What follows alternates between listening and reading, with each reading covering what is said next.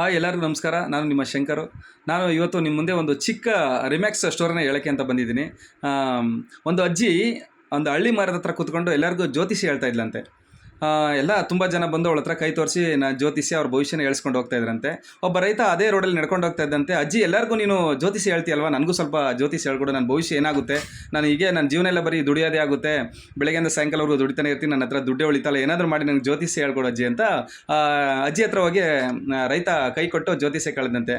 ಇಲ್ಲಪ್ಪ, ಹಿಂಗೆಲ್ಲ ಬರೀ ಕೈಯೆಲ್ಲ ನೀನು ಜ್ಯೋತಿಷಿ ಕೇಳಂಗಿಲ್ಲ, ದುಡ್ಡು ಕೊಡ್ಬೇಕು ಇದಕ್ಕೆಲ್ಲ ಅಂತ. ಹೌದು ಅಜ್ಜಿ, ನನ್ನ ಹತ್ರ ಇರೋದೇ 10 ರೂಪಾಯಿ, ಪ್ಲೀಸ್ ಏನೇನಾದ್ರು ಮಾಡಿ ನನಗೆ ಜ್ಯೋತಿಷಿ ಹೇಳಿ ಅಜ್ಜಿ ಅಂತ ಅಜ್ಜಿ ಹತ್ರ ಹೋಗ್ಬಿಟ್ಟು ಕೇಳಿದಂತೆ. ಇಲ್ಲ ಆಗಲ್ಲ, ಬರೀ ಕೈಯಲ್ಲಿ ನೀನು ಜ್ಯೋತಿಷಿ ಹೇಳೋಕ್ಕಾಗಲ್ಲ, ದುಡ್ಡು ತೊಗೊಂಡು ಬಾ, ಜಾಸ್ತಿಯಾಗಿ ನಾನು ನಿಮಗೆ ಒಳ್ಳೆ ಭವಿಷ್ಯ ಹೇಳಿಸ್ಕೊಡ್ತೀನಿ ಅಂತ ಅಜ್ಜಿ ವಾಪಸ್ ಕಳಿಸ್ಬಿಡ್ಲಂತೆ ರೈತನ. ಆ ರೈತ ಏನು ಮಾಡಂತೆ, ಏನಾದರೂ ಮಾಡಿ ನಾನು ಅಜ್ಜಿ ಹತ್ರ ನಾನು ಜ್ಯೋತಿಷಿ ಕೇಳಲೇಬೇಕಲ್ಲ, ನನ್ನ ಭವಿಷ್ಯ ಕೇಳಲೇಬೇಕಲ್ಲ ಅಂದ್ಬಿಟ್ಟು ಅಲ್ಲಿ ಇಲ್ಲಿ ದುಡ್ದು ಸಂಪಾದನೆ ಮಾಡಿ ಒಂದು 4-5 ಕಡೆ ಕೆಲಸ ಮಾಡಿ ದುಡ್ಡು ಹೊಂದಿಸ್ಕೊಂಡು ತೊಗೊಂಡು ಬಂದು ಕೊಟ್ಟನಂತೆ. ಅವಾಗ ಪರವಾಗಿಲ್ಲ ಕಣೋ, ಇಷ್ಟೊಂದು ದುಡ್ಡು ತೊಗೊಂಡು ಬಂದಿದ್ಯಾ, ಥ್ಯಾಂಕ್ಸ್, ಕೊಡು ನಿನ್ನ ಕೈಯ, ನಾನು ಜ್ಯೋತಿಷಿ ಹೇಳ್ತೀನಿ ಅಂತ ಅಜ್ಜಿ ರೈತನ ಕೈನ ಇಸ್ಕೊಂಡು ನೋಡಿದ್ಲಂತೆ. ನೋಡಪ್ಪ, ನಿನ್ಗೆ ಜ್ಯೋತಿಷ್ಯ ನಿನ್ನ ಹೇಳ್ತಾ ಇದ್ದೀನಿ, ನಿನ್ನ ಭವಿಷ್ಯ ನಿನ್ನ ಕೈಲೇ ಇದೆ, ನೀನು ಎಲ್ಲೂ ಹೋಗೋದು ಬೇಕಾಗಿಲ್ಲ.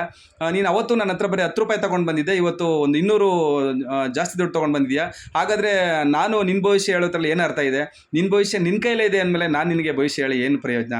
ನೋಡು, ನೀನು ಎಷ್ಟು ಕಷ್ಟಪಟ್ಟು ಸಂಪಾದನೆ ಮಾಡಿ ದುಡ್ಡು ತೊಗೊಂಡು ಬಿದ್ದಲ್ಲ, ಅದೇ ಥರ ಅವ್ರವ್ರ ಜೀವನ ಅವ್ರವ್ರ ಕೈಲೇ ಇರುತ್ತೆ, ಅವ್ರ ಭವಿಷ್ಯ ಅವ್ರ ಕೈಲೇ ಇರುತ್ತೆ. ಅವರು ಅದನ್ನು ಗುರುತಿಸ್ಕೊಂಡು ಸಂಪಾದನೆ ಮಾಡಿ ಅವ್ರನ್ನ ಜೀವನನ ರೂಪಿಸ್ಕೊಂಡ್ರೆ ಸಾಕು. ಅಷ್ಟೇ ನಾನು ನಿನಗೆ ಇವತ್ತು ಹೇಳ್ಬೇಕಾಗಿರೋ ಕತೆ. ದಯವಿಟ್ಟು ಬೇಜಾರು ಮಾಡ್ಕೋಬೇಡ, ನಾನು ನಿನ್ನ ಎಚ್ಚೆತ್ಕೊಳ್ಳೋಕ್ಕೋಸ್ಕರ ನಾನು ನಿನ್ನ ವಾಪಸ್ ಕಳಿಸ್ತೆ ಅಷ್ಟೇ. ನನಗೆ ಕ್ಷಮಿಸು ಅಂತ ಹೇಳಿ ಸಮಾಧಾನ ಮಾಡಿ ಅಜ್ಜಿ ಖುಷಿಯಿಂದ ಕಳಿಸ್ಕೊಡ್ತಾರೆ. ದಯವಿಟ್ಟು ಈ ವಿಡಿಯೋ ಇಷ್ಟ ಆಗಿದ್ರೆ ನಿಮಗೆ ಶೇರ್ ಮಾಡಿ, ಲೈಕ್ ಮಾಡಿ. ನಮಸ್ಕಾರ.